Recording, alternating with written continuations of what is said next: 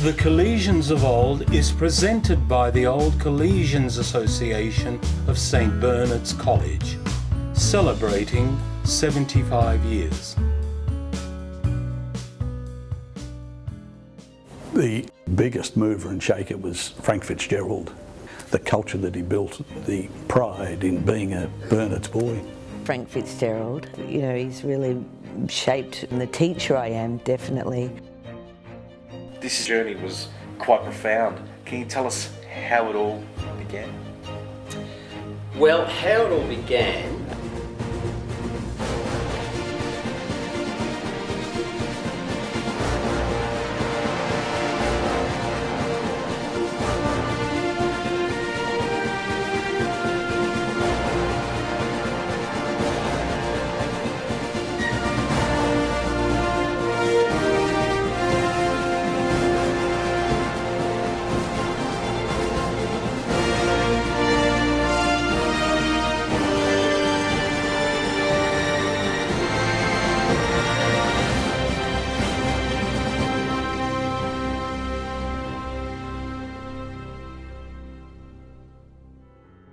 he built the culture of St Burnitz to towering heights and left an astonishing legacy as college principal. How can we learn from Frank Fitzgerald's indelible impact on St Burnitz College? I just responded to an advertisement that the position here was being made available. I suppose I always had in the back of my mind that this would be a wonderful school to be associated with, and that goes back to early days in my teaching. I remember I was at Olympic Park for an ACC athletics carnival, and I was teaching at another school, and suddenly this swarm appeared down the home straight before the start of the carnival, and it was the St Bernard's contingent with the first generation of the St Bernard's dog. These young men strided down the straight as if it was their own, and I thought, wow, there's a school that I'd like to be associated with. So when the opportunity came up to apply, I was very keen to do so. And I remember a couple of well-meaning people tugged me on the sleeve and said, "Are you sure? No, but that's a good place to be going to." But I had a sense that there's a wonderful community here with wonderful opportunities, so I didn't give it a second thought. And yeah, there were challenges there, but that's what makes life interesting. It was a team effort, and I suppose we had a plan at the back of our mind when we started in 1996, and instead of the 3 R's, we used to say there were the 3 P's, and that was people, plant and programs. And the thing that we were very keen to do was to get the people thing right. So the people thing was the thing we were really concerned with first, to get that mix right. The second thing was the plan, and that's all the buildings and facilities. While there wasn't a lot of money in the bank, I suppose when we first started, we had a wonderful board that supported the school. But I think that the person who really made an incredible impact on myself and made a lot happen was Peter Hogan, who headed up the finance. And under his guidance, the finance committee and building committee established a master plan to get a whole lot of facilities, not because they looked pretty or made the place look flash, but every one of those was designed with a purpose to make it better for students and student outcomes. And the final P were the programs. And as I mentioned, whether it was building up the sport, which was always strong here, but we wanted to increase opportunities with a whole lot of new sports. And so we started with Agaray and had a great person, visionary there in Peter Wilson, who helped that get started. And then with Discaray, which was for the students in 7 to 9. Napoleon Rodesno was someone that got that started, and Kim Tedford kept it going. And Santa Monica, an opportunity for Year 9. So wherever we could expand the offering by way of programs, we had that is an important goal. And we weren't a glass half empty, we were certainly half full, and going to get certainly a whole lot fuller, if I can say, over the course of the journey. So at every opportunity to say, well, okay, we've reached that level, now what's the next level? So if it was in academic results, if it was in sport, if it was in performing arts, if it was catering for differences, public speaking, whatever it was there, it was always, okay, we've done well, now how can we do it better? Anyone involved in schools, whether it's a brand new Year 7 or an old crusty principal like myself, you're always learning. So by visiting other schools, by talking to colleagues, by going to courses, you'd appreciate that there's always something more you could do. And also we're very lucky here that a lot of the initiatives that I've spoken about weren't Frank Fitzgerald's idea. They were either staff members or people of the leadership team who would come up with an idea, and it was a great thrill to be able to not only back them but acknowledge that they were the ones that had come up with the ideas. Over the course of 1996, 2008, 13 years, the thing that probably was the hardest thing to manage was a whole series of tragedies we had. And towards the end, I guess they really affected me quite deeply. So for 13 years, I think for everyone, for 13, I think there were 13 occasions where we had someone, either a student at school or recently left school, that had passed away. So we had more than our fair share of tragedies, and that was certainly towards the end, I really felt that quite profoundly. I said then, and I'll say now, it was a privilege to have the opportunity to work at this school. I couldn't have wished for a better opportunity.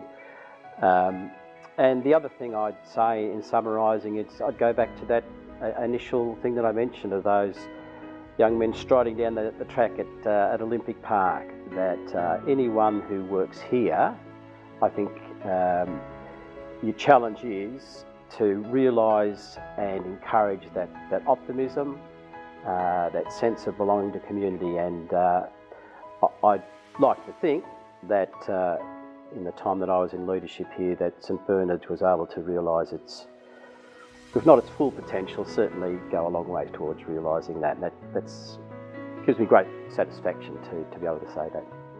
Recognise the very significant role that our student leaders have played, and that's the thing we know as Burnitz Boys.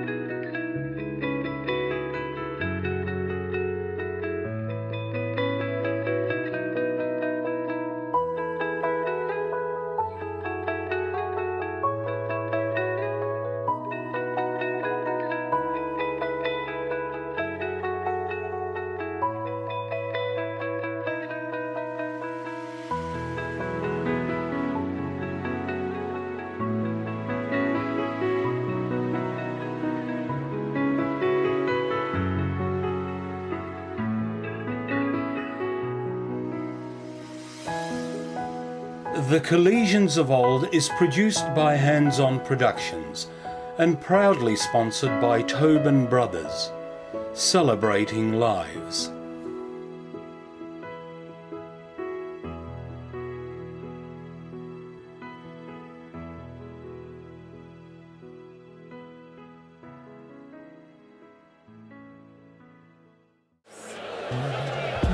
As you speak, fountains collide. With a mouth full of stars, I trip over my feet. You blow me away, I can hardly speak. Stolen my silence, scattered my peace. Stolen my silence, scattered my peace. Welcome tonight. There's over 530 people gathered here tonight here at Flemington to celebrate the 75th anniversary of St Bernard's College, a remarkable achievement. From humble beginnings in Moonee Ponds at the Strand, Well, ladies and gentlemen, welcome to this gathering of the St Bernard's community as we celebrate our 75th anniversary. We're joined tonight by many dignitaries, and I particularly welcome Rod Lamplew, Chair of the College Board, Peter Riley, Chair of the College Foundation, Lachlan Yorn, President of the Old Collegians Association, Jenny Goring, President of the Ladies Auxiliary, and Patrick Crabb, President of the Old Collegians Football Club. I also welcome Stephen Elder, Executive Director of Catholic Education Melbourne, and Mr Ben Carroll, an Old Collegian and MLA State Member for Niddrie. The negotiation skills in which we learnt negotiating with Mr Fitzgerald and Mr Sheehan still come into practice every single day in the boardrooms globally. Case in point, ladies and gentlemen, these lessons we were immersed in and out of the classroom is what helped shape some of the greatest business, sporting, political and religious leaders that the greatest country in the world, the land of opportunity, Australia, has ever seen. My name is Andrew Marcello Morello. I'm just a simple boy from Moonee Ponds and I'm living the dream. Thank you very much.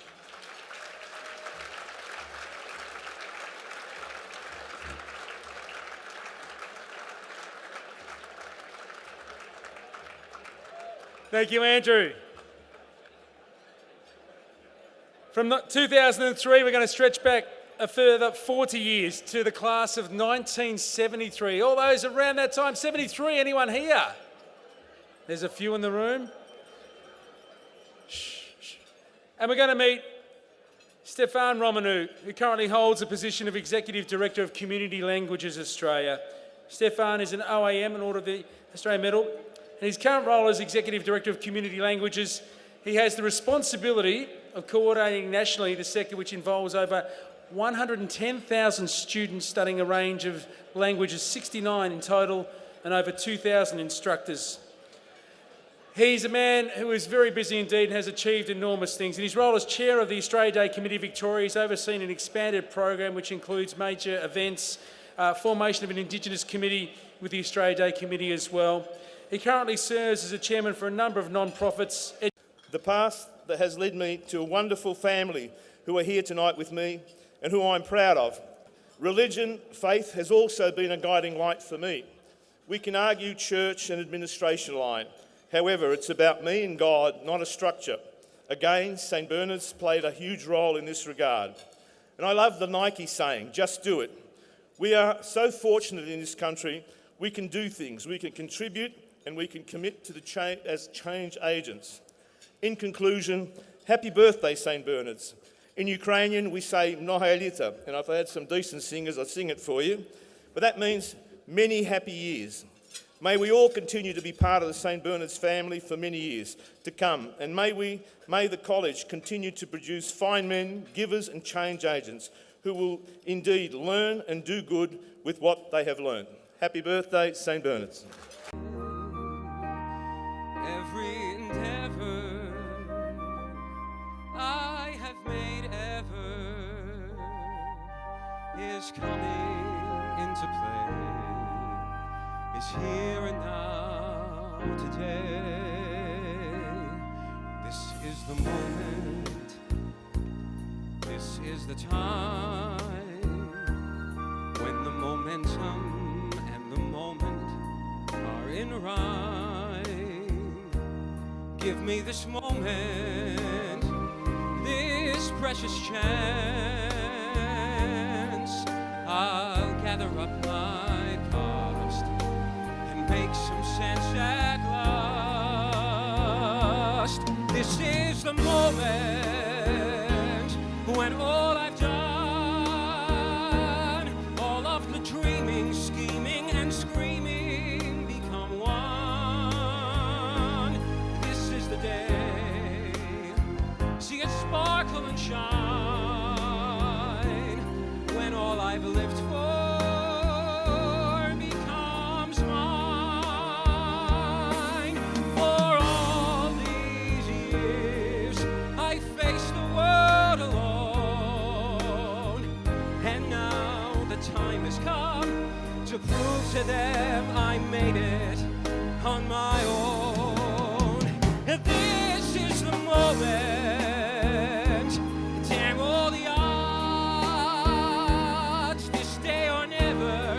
sit forever with the gods. When I look back, I will always recall this was the moment, the greatest moment of them all.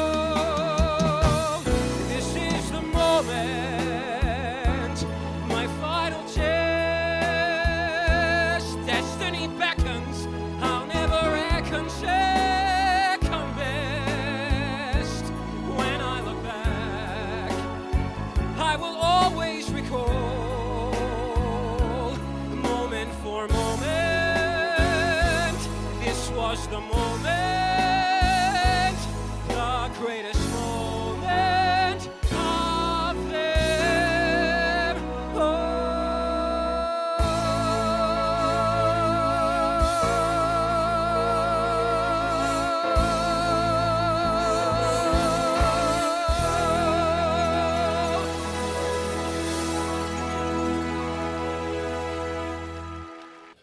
St Bernard's gave us those benefits, and while today perhaps some former students no longer openly profess their faith, I'm confident that that bedrock of Christian principle was instilled in all of us for life. And now it is my great pleasure to induct the newest member into the St Bernard's Hall of Fame, Professor Mark Rose.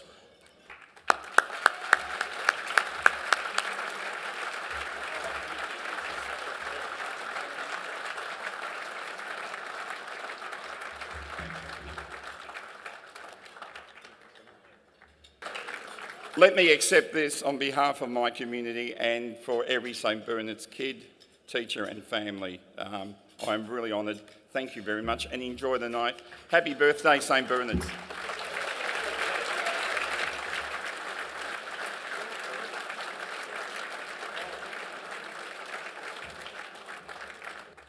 The remarkable Professor Mark Rose, everybody.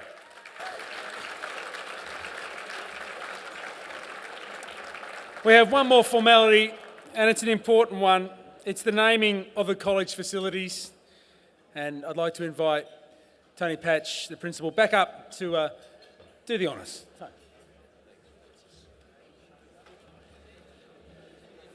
Well, ladies and gentlemen, may I start by rectifying an error from earlier. As I welcomed our Hall of Fame members, not only did I forget a member, I forgot one of the legends, and that's Father Frank Maloney, so most sincere apologies, Frank.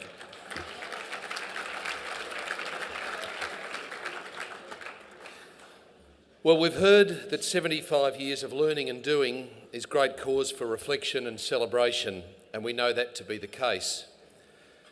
Many of you will recall the early days on the Strand and the years of family fundraising to build a college to be proud of. The college has grown enormously over the last 75 years and development continues. New buildings and new facilities provide an opportunity for us to honour some of the people who have contributed throughout our history. So about a year ago, as the college approached this 75th milestone, a naming committee was formed with the brief to develop a naming policy to identify some eminent people after whom unnamed facilities might be named and to make their recommendations to the board. Subsequently, eminent people were listed and rated according to a set of criteria, which included contribution to the college, excellence in their chosen field, and their legacy to future students. As you might imagine, such a process was invidious, lengthy, and not without controversy, but ultimately recommendations were made to and accepted by the board. Early this term, at the reopening of our main oval, I was pleased to affirm the naming of 4 facilities: the PB Murphy Oval in honour of Brother Murphy, and Oval 2 as the H.H. Hilbert Oval in honour of Harold Hilbert. At the same time, we unveiled the Madden Scoreboard in honour of Justin and Simon and named the Michael Perrott Pavilion in honour of Michael's contribution to St Bernard's.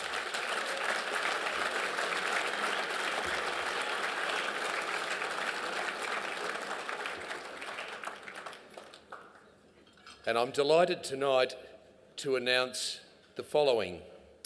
The tennis and hockey courts will be named the Paul McNamee Courts in honour of Paul, an old collegian who in his successful tennis career was twice champion at Wimbledon, winner of the Australian Open and Davis Cup. Unfortunately, Paul is unable to be with us tonight, but could we...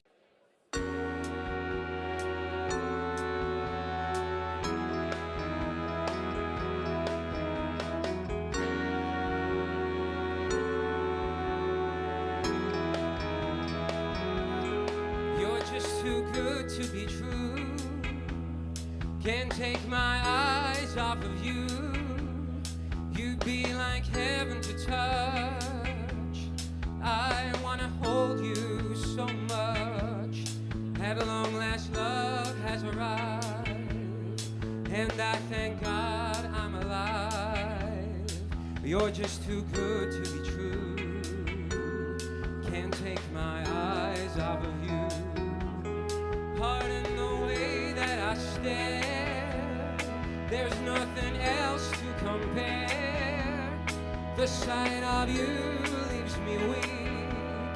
There are no words left to speak.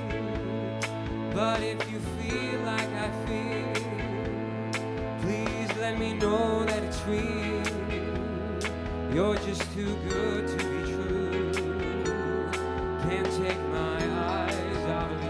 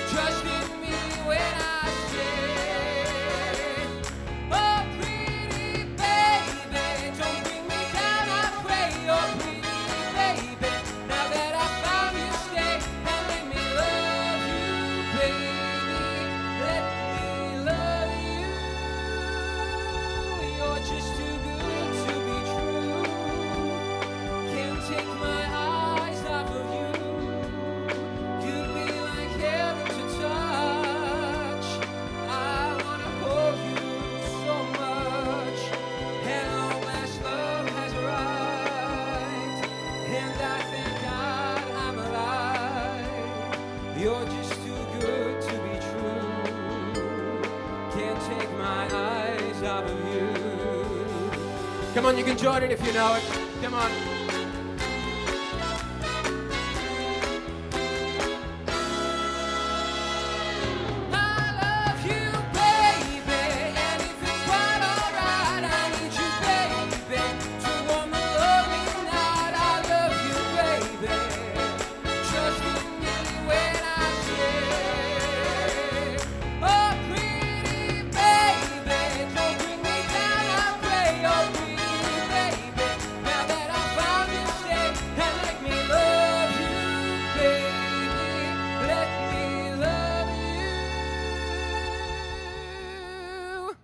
You're just too good to be true.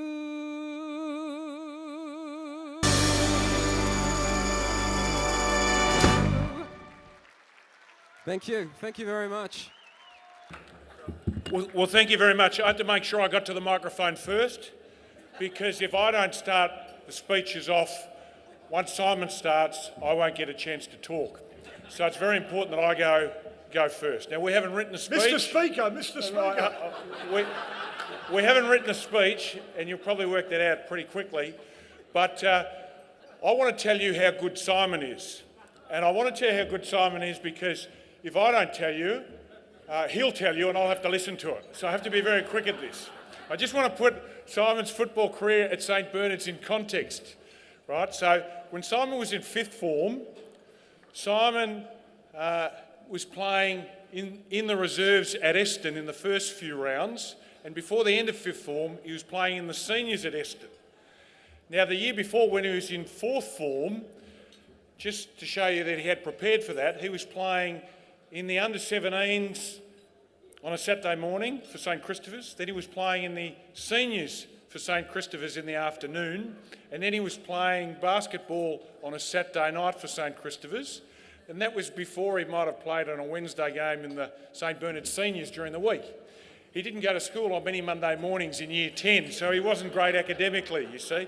But he did get to play football for Eston, so he played half his first season in the seniors in year 11 and all of his year 12 year, he also played in the seniors at Eston. So he's a great footballer. Academically, not that flash, of course, but he was a great footballer. Now, I wasn't a great footballer. No, we know that. We know that. I'm very tall, and you may have noticed I'm physically very slow. Mentally, maybe not, but physically very slow. But the point being that over the course of 19 years of AFL football, the great advantage I had that Simon didn't have is I didn't get any shorter and I didn't certainly get any slower because it was impossible to do so. The other great advantage I had over Simon was Simon had a lot of character, played very hard, went after a lot of hard balls, and he hobbled up those steps. You notice how sprightly I was? I got up here straight away because I had no surgery, no injuries, didn't do a knee, didn't do a shoulder, no surgery at all. I stand here perfectly fine tonight. And that's because I never went for a hard ball in my life. Now that I've finished telling you about Simon, I'll defer to him, and I'd like to think he might talk and tell you about how good I was, but I don't believe that's going to happen. All right, so thanks very much. Thank you.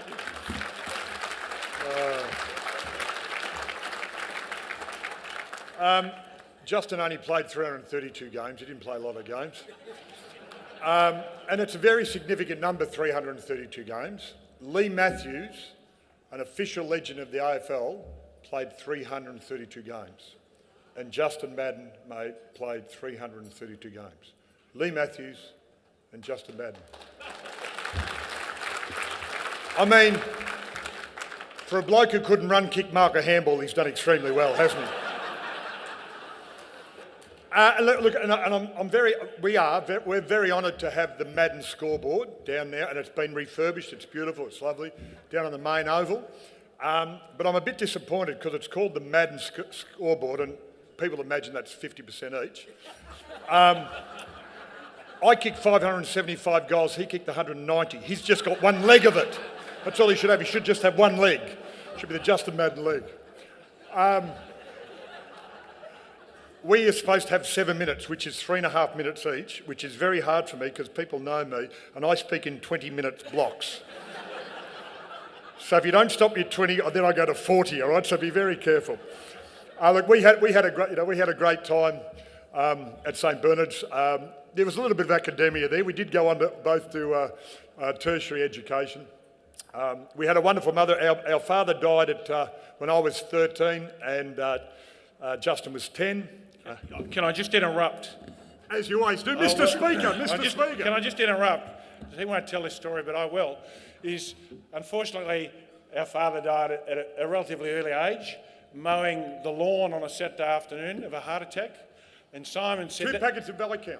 Yeah, he used to smoke 2 packets of Bike Perth, Craven, real cigarettes. So, but the fact that he died mowing the lawn and had a heart attack on a Saturday afternoon, Simon decided that was never going to happen to him. So he's never mowed the lawn ever since. You can never be too careful. Just be, If you don't look after your health for yourself, look after your health for your family and your kids. There's 13, I think I counted at least 13 Hugheses over there, like they're taking over the room. But to see a group like that together is just fantastic, and it's great to see the people get together. What's the measurement of St Bernard's? We sent our kids there. We sent our boys there. Thank you.